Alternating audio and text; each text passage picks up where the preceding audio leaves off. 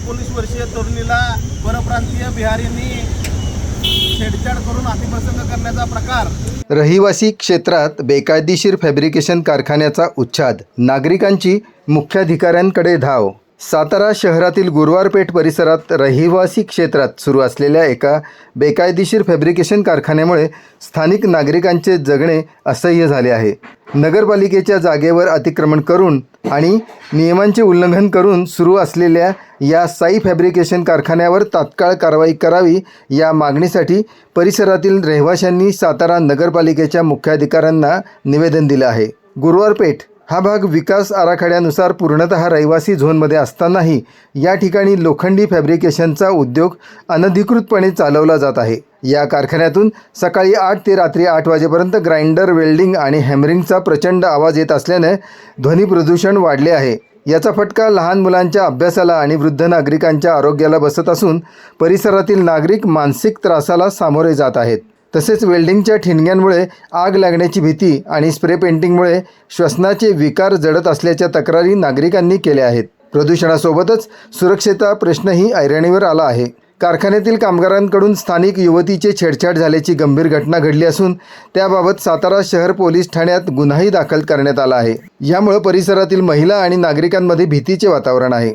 नागरिकांनी आपल्या निवेदनात महाराष्ट्र प्रादेशिक नियोजन व नगररचना अधिनियम म्हणजेच MRTP आणि प्रदूषण नियंत्रण मंडळाच्या नियमांचा दाखला देत या कारखान्याचा वापर तात्काळ थांबवण्याची मागणी केली आहे। कारखान्याला झालेला वीज पुरवठा खंडित करून नगरपालिकेने आपली अतिक्रमित जागा ताब्यात घ्यावी आणि कारखाना कायमस्वरूपी सील करावा अशी मागणी रहिवाशांनी केली आहे। येत्या 15 दिवसात यावर ठोस कारवाई न झाल्यास जिल्हाधिकारी, तहसीलदार आणि उच्च न्यायालयात धाव घेण्याचा इशाराही गुरुवारपेठ व मल्हारपेठ परिसरातील नागरिकांनी दिला आहे। आज आम्ही गुरुवारपेठेतील समाज बांधव, माननीय मुख्याधिकारी विनोद जळक, माननीय नगराध्यक्ष अमोल मोहिते यांना समक्ष भेटलो। 2 दिवसापूर्वी गुरुवारपेठेमध्ये एक गंभीर घटना घडली।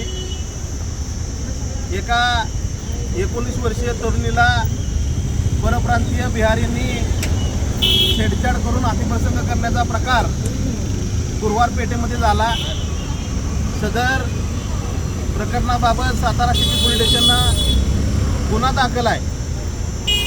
त्या दिवशीच माननीय पोलीस निरीक्षक मित्रे साहेब यांच्याशी चर्चा झाली आणि या कारखान्यावरील जे 13 बिहारी परप्रांतीय आहेत त्यांची चौकशी करावी, त्यांचे आधार कार्ड, त्यांचे रेसिडेन्शियल प्रूफ हे तपासण्यात यावे आणि जर त्यांच्यावर जर गंभीर स्वरूपाचे गुन्हे दाखल असतील तर त्यांच्यावर कडक कायदेशीर कारवाई करण्यात यावी अशा पद्धतीची मागणी आम्ही 2 दिवसापूर्वी केली होती।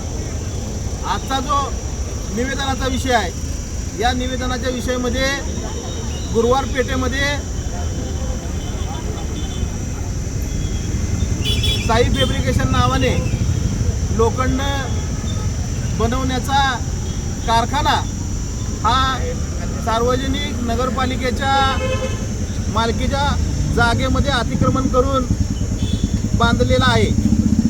या ठिकाणी कोणत्याही प्रकारच्या परवानग्या घेतलेल्या नाही, कारण हा रेसिडेन्शियल एरिया आहे आणि रेसिडेन्शियल एरियामध्ये अशा कोणत्याही प्रकारच्या कारखान्यांना परवानगी मिळत नाही। जे कारखाने आहेत ते कारखाने ऑरेंज झोनमध्ये येतात, ते औद्योगिक क्षेत्रामध्ये ते कारखाने गेले पाहिजेत। नागरी वस्तीमध्ये हे कारखाने असता कामा नये ही आमची समाज बांधवांची भूमिका आहे। त्याचबरोबर या कारखान्यांमुळं येथील आमच्या ज्येष्ठ नागरिकांना, आमच्या अभ्यास करणाऱ्या विद्यार्थ्यांना, त्याचबरोबर लहान बालकांना त्या कारखान्यांचा आवाज, त्याचबरोबर त्या ठिकाणी ज्वलनशील पदार्थ असतात, स्प्रे पेंटिंग असल्यामुळं त्या ठिकाणी श्वसनाचे विकार होत आहेत। त्यामुळे हे अतिशय गंभीर आहे। आजपर्यंत त्या कारखान्याच्या बाबतीत समाज बांधवांनी तो बंद करावा किंवा हटवावा अशा पद्धतीची भूमिका कधीही घेतलेली नाही। परंतु 2 दिवसापूर्वी जी गंभीर घटना या सातारा शहरामध्ये घडली, याचा निषेध म्हणून या असल्या प्रकारच्या घटना या थांबल्या पाहिजेत आणि सार्वजनिक ठिकाणी जे कारखाने निर्माण झालेले आहेत की जे नागरी वस्तीमध्ये आहेत ते हटवले पाहिजेत। या बाबतीतचं निवेदन आम्ही सर्व समाज बांधवांनी माननीय मुख्याधिकारी माननीय नगराध्यक्ष यांना दिलेला आहे आणि आम्ही त्यांना येत्या 4 दिवसामध्ये या कारखान्यावर जर आपण कारवाई केली नाही तर मात्र आम्ही सगळे समाज बांधव जन आंदोलनाची भूमिका घेणार आहोत।